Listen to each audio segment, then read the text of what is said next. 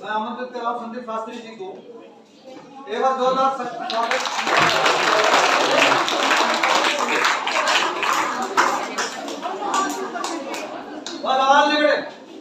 एक बार सभी के साथ जोर से बोलेंगे, भारत माता की जय, भारत माता की जय, वंदे मातरम, वंदे मातरम, इंकलाब जिंदाबाद, इंकलाब जिंदाबाद। परम आदरणीय प्रिंसिपल सर, समस्त अध्यापक साथी, अध्यापिकाएं और मेरे सामने बैठा भावी भारत, मनोरंजन के लिए अच्छी अच्छी प्रस्तुतियां बच्चे दे रहे हैं और आप सब कर रहे हैं, लेकिन राष्ट्र के लिए मैथसन गुप्त ने लिखा, क्या थे क्या हो गए और क्या होंगे अभी।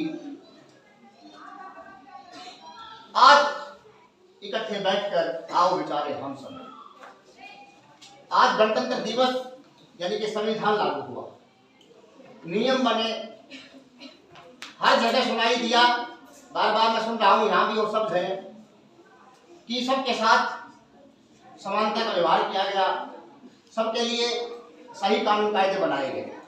मेरी बातें हो सकता है किसी को कड़वी लगे, लेकिन मेरे अपने निजी विचार हैं, वीडियो बन रही है, आप जिम्मेदार नहीं होंगे। मैं जो बोलूंगा बहुत कम बोलूंगा, लेकिन उसका जिम्मेदार मैं स्वयं रहूंगा। सबसे पहले कानून मान लो एक बन गया, आपसे कहा गया कि आप दोनों लड़का और लड़की समान हैं, उसके तुरंत बाद में कानून बनाया गया, प्रतियोगिता रखी गई, 33% आरक्षण लड़कियों को दे दिया गया। क्या समानता हुई बच्चों? हाँ और ना?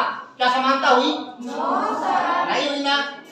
कानून बनाया गया, पशुओं के ऊपर अत्याचार नहीं होना चाहिए, बकरों को सरेआम काटा गया, गायों को सरेआम काटा गया, लाइसेंस दे दिया गया।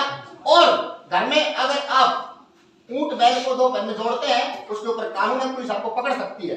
गांव में पकड़ती नहीं है, बात अलग है। आप कानून पढ़ना, अध्यापक सर बैठे पढ़े लिखे, मैं जानकारी की बात आपको बता रहा हूं। अगर आप ऊंट बैल को निश्चित मात्रा से अधिक बोझा लेकर के दो घर में चलते हैं तो पुलिस आपको पकड़ सकती है। लेकिन सरेआम आपके बस स्टैंड पे यानी कि सब जगह पर बकरे कट रहे हैं, तो कटना तो अत्याचार नहीं है, लेकिन उनको बोझा ढोना अत्याचार है। क्या कानून समान है?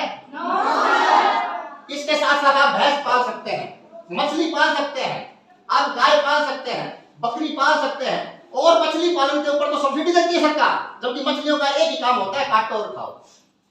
उनको पालन के लिए सब्सिडी देती है।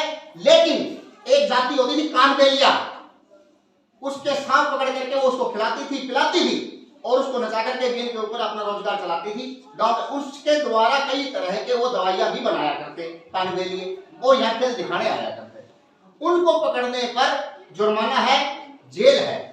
आप भैंस को पाल सकते हैं, आप मछली पाल सकते हैं, उसको कटवा भी सकते हैं, सूर पाल सकते हैं, उसको कटवा भी सकते हैं, लेकिन आप सांप पाल इसको कटवाते नहीं थे सांपों को।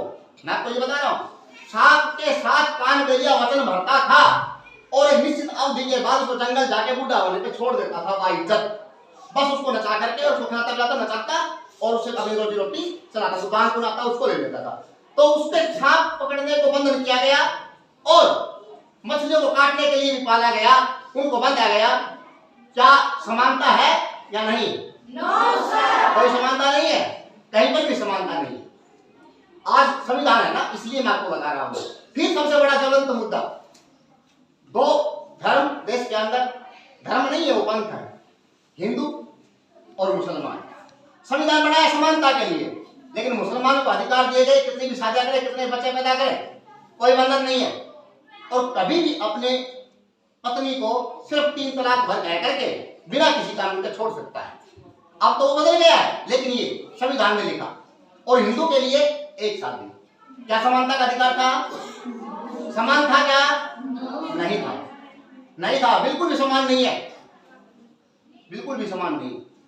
लेकिन ये अत्याचार है, और ये अत्याचार किया गया है, कोई समानता नहीं है इसमें। ये संविधान नहीं चाहिए, हमें संविधान चाहिए, सबके लिए समान हो, और मदद हो, अगर आरक्षण हो तो गरीब के लिए हो, जाति के आधार पे नहीं। आप ये बताइए, क्या हमारे हरिजन भाइयों में कोई अमीर नहीं है? होंगे ना, डीसी भी होंगे, एसपी भी होंगे, सब पदों पे होंगे, उनको फिर आरक्षण मिलता है। ब्राह्मण, बनिया या फिर कोई भी बड़ी जाति जिसको जनरल में रखा गया कैटेगरी में, जाति तो कोई बड़ी नहीं होती, कोई छोटी नहीं होती। मैं ये नहीं कह रहा हूँ, मैं जाति को मान ही नहीं रहा हूँ। मैं कह रहा हूँ कि जाति के आधार को मैं मान ही नहीं रहा हूँ। मैं मानता हूँ कि जिसको जरूरत है, जो भूखा है उसको खिलाइए, कोई दिक्कत नहीं है।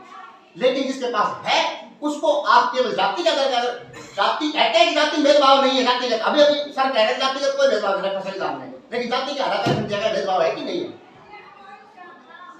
जाति के आधार पर ही दिया गया भेदभाव है कि नहीं है? कानून कहता है लिंग के आधार पर कोई भेदभाव नहीं, लेकिन लड़का लड़की के ड्रेस कोड, लड़का लड़की का वो जो 23% आरक्षण है वो भेदभाव है कि नहीं है?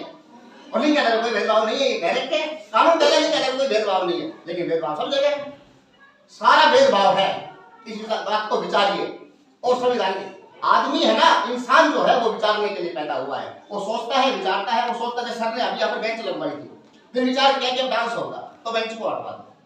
इंसान का यही कर्तव्य होता है। इंसान उसी को कहते हैं पशु है, वो सोच विचार नहीं सकता। मच्छर पैदा होता है, मरता तब तक काटता है दूसरे को, उसका स्वभाव ऐसा ही है।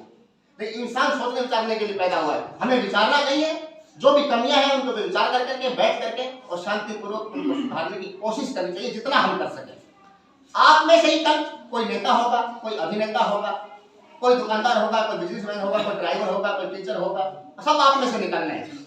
आप जो आज कह रहे हैं ना इतना कमजोर बच्चा, इतना रद्दी है, पता नहीं वो कल क्या बन जाएगा, कोई गारंटी नहीं है। हो सकता है वही कामयाब हो जाए, और जो आज स्त्रीम हो सकता है वो कल नालियों में पड़ा हो। किसी के भाग्य का कोई नहीं पता है, इसलिए आप में सब निकलेंगे। इसलिए मैं आपको कह रहा हूँ, आपको जानकारी दे रहा हूँ।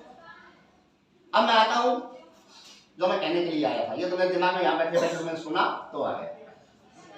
सबसे पहले मैं जब आपकी जगह में बैठा था, यही सब में बैठता था, उस टाइम पे मैं कहता था, जब मैं भाषण देता था, बोलता था, तो मुझे शर्म आती थी। उसी समय से मेरे को, मैं आर्य समाज से जुड़ा हुआ था और मुझे इन बातों का पता था, तो मैं बोला करता कि मुझे शर्म आती है कि मेरे ही देश में, राम के ही देश में राम का मंदिर नहीं है, उसके लिए संघर्ष किया जा रहा है, उसके लिए संघर्ष किया जा रहा है।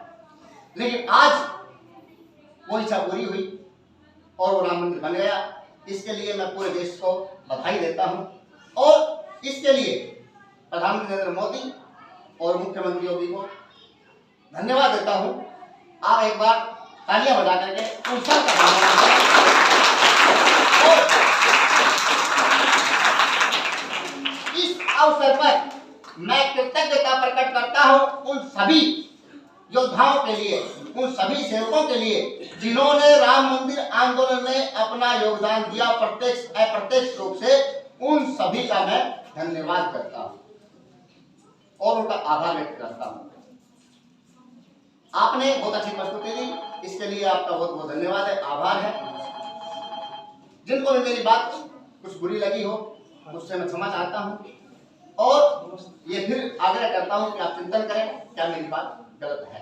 आप पूर्वाग्रह से कैसे इतना हो कि भाई मेरे लिए कही है, मैंने किसी एक के लिए नहीं कही है, मैं सबके लिए कह रहा हूँ। और कोई सरकारी सहायता अपनी मर्जी से नहीं ली है। मैं इन चीजों के खिलाफ हूँ। अपना कमाएंगे, खाएंगे, अपने दम पे जिएंगे, इसलिए मैं बोल रहा हूँ। कभी कोई ये सोचता हो कि मैं जान कुछ लेक्चरबाजी कर रहा हूँ, ये आप पता कर सकते हैं गाँव के अंदर, मैं नहीं देता ये सब चीजें। आपने मेरी बात ध्यान से सुना, मुझे बोलने का मौका दिया, उसके लिए बहुत धन्यवाद।